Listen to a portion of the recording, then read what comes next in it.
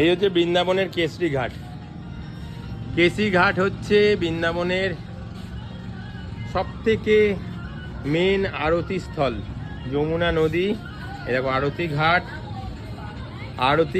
আরতিকাল সময় গ্রীষ্মকাল 6টা 30 থেকে 7টা 30, শীতকাল 4:30 থেকে 5:30 অবধি।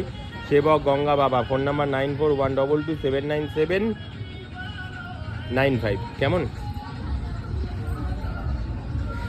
এখানে বোটিংয়ের ব্যবস্থা রয়েছে। একদম গঙ্গার ঘাটগুলো ধরে ঠিক এই রকমই ডিজাইন করা রয়েছে।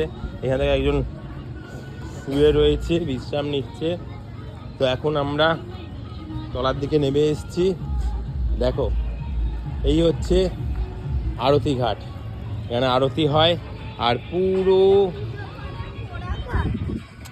খেয়াল না, হ্যালো,